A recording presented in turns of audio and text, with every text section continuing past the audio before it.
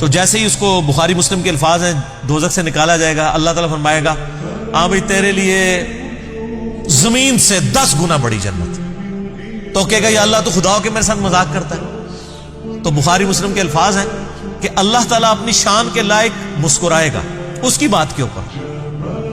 اللہ فرمائے گا مذاق نہیں کر رہا, حقیقت بات ہے کہ جو یہ روئے ارض ہے, یہ جو میریکل پلانٹ ارتھ ہے, اس سے 10 گنا بڑی جنت ہے اس شخص کے لیے جو سب سے آخری درجے کا جنتی. اور سر جو شروع میں چلے جائیں گے ان کی جنتوں کا کون اندازہ لگا سکتا ہے. بخاری مسلم کے الفاظ ہیں کہ جنت میں ایک درجے والا اپنے سے اوپر والے درجے کو یوں دیکھے گا جیسے تم ستارے دیکھتے ہو, اور وہ فرق ایک نیکی کا ہوگا, ایک نیکی کا. اور یہ درجوں کا فرق, یہ تو سر اب ہمیں جب سائنٹسٹ بتا رہے ہیں نا گلیکسیز کی تعداد, اور بتا رہے ہیں جی 2.5 ارب گلیکسیز ہیں اور ہر گلیکسی میں 300 ارب سے زیادہ سورج اور اس کے ساتھ زمینیں ہیں, تو یہ اللہ نے پورا انتظام کیا ہوا سر. اس وقت بھی جتنی کائنات ڈسکور ہو چکی ہے نا, اگر یہی جنتیوں میں بانٹ دی جائے نا تو یہ بھی اس سے بڑی ہے. اللہ نے تو کیا کچھ پیدا کر دیا. اسی لیے قرآن حکیم میں آتا ہے نا کہ تمہارے رب کے لشکروں کو کوئی نہیں جانتا اس کے سوا. ہم تو یعنی مخلوقات کا احاطہ کر ہی نہیں سکتے جو کچھ اللہ نے پیدا فرما دیا. تو اللہ تعالیٰ ہمارا ہے کہ ٹہنیوں والے درخت ہوں گے ان جنتوں کے. فَبِأَيِّ آلَاءِ رَبِّكُمَا تُكَذِّبَانِ فِيهِمَا عَيْنَانِ تَجْرِيَانِ, ان باغوں میں 2 چشمے جاری ہوں گے. فَبِأَيِّ آلَاءِ رَبِّكُمَا تُكَذِّبَانِ فِيهِمَا مِن كُلِّ فَاكِهَةٍ زَوْجَانِ, اور ان باغوں میں ہر طرح کے میووں کی بھی 2 قسمیں ہوں گی, ہر میوے کی 2 قسمیں ہوں گی.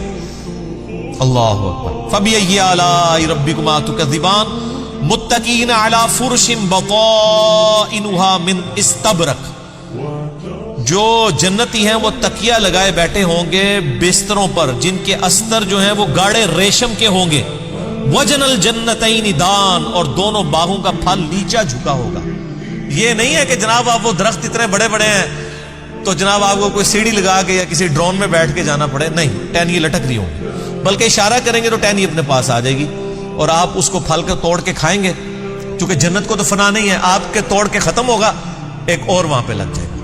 جنت میں کوئی چیز ختم نہیں ہونی سر, جتنا مرضی کھاؤ پیو, ختم کوئی چیز نہیں ہونی. جو آپ کھائیں گے نا آپ, اچھا, اور آپ کو بھی تکلیف سے آزاد کر دیا, کوئی پیشاب نہیں ہے, کوئی پخانہ نہیں ہے.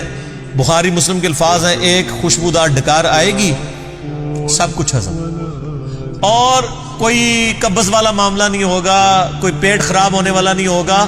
وہاں اپنے آپ لذت کے لیے کھائیں گے اور بھوک بھی نہیں ہوگی. بھوک کے بغیر بھی لذت کی وجہ سے آپ کھانا کھائیں گے, اور لذت کی وجہ سے آپ جتنا مرضی. یہاں پہ بھی لوگ بھوک کے بغیر لذت کے لیے کتنا کچھ کھا جاتے ہیں, کہتے ہیں میں تو انہیں کھانا کھا کے آیا, تو رکھو تو پھر 2 پلیٹیں کھا جاتے ہیں. ٹھیک, ادھر بھی اتنے لوگ موجود ہیں, بعض میں جو کچھ بھی بیچاروں کے ساتھ ہوتا رہے تو وہ ایک علیحدہ بات ہے, لیکن وہاں پہ یہ کچھ نہیں ہوگا. فَبِأَيِّ آلَاءِ رَبِّكُمَا تُكَذِّبَانِ فِيهِنَّ قَاصِرَاتُ الطَّرْفِ لَمْ يَطْمِثُهُنَّ إِنسٌ قَبْلَهُمْ وَلَا جَانٌ, ان جنتوں میں نیچی نگاہوں والی حوریں ہوں گی جن کو نہ کسی انسان نے چھوا ہوگا نہ کسی جن نے اس سے قبل. اچھا, ان آیات سے اب یہ بھی پتہ چل گیا کہ جنوں کے لیے بھی ایک جنت ہے اور انسانوں کے لیے بھی جنت ہے. جنوں کے لیے ظاہر ہے ان کی ریکوائرمنٹس اپنی ہیں, آپ کو پتہ ہے صحیح بخاری میں آتا ہے, صحیح مسلم کے اندر کہ نبی علیہ السلام نے منع کیا ہے کہ آپ گوبر یا ہڈی کے ساتھ استنجا نہ کریں کیونکہ جنوں کی خوراک ہے اس کے اندر. ہماری خوراک تو گوبر یا ہڈی کے اندر نہیں اللہ نے رکھی ہوئی ہے. تو جنوں کی آرائش کا, ان کی جو خواہشات کا سامان الگ سے ہے, ان کی جنت الگ ہے, انسانوں کی جنت الگ ہے, لیکن ان کے لیے اپنی جنیاں ہوں گی.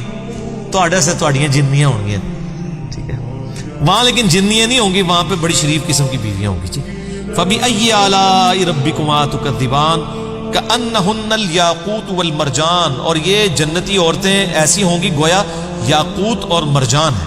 وہ تو صحیح بخاری میں آتا ہے کہ وہ یعنی ایسی ٹرانسپیرنٹ حوریں ہوں گی کہ ان کی جو پنڈلیاں ہیں, پنڈلیوں کے پیچھے ہڈیوں میں جو گودا ہے نا وہ بھی ٹرانسپیرنٹ نظر آ رہا ہوگا. یہاں پہ تو خیر ان چیزوں میں شاید کوئی اتنی اٹریکشن نہ ہوگی, کوئی شیشے کی کوئی حور بن کے سامنے آ جائے. وہاں کی ریکوائرمنٹس ڈیفرنٹ ہیں, وہاں کے لیے وہاں جا کے پتہ چلے گا.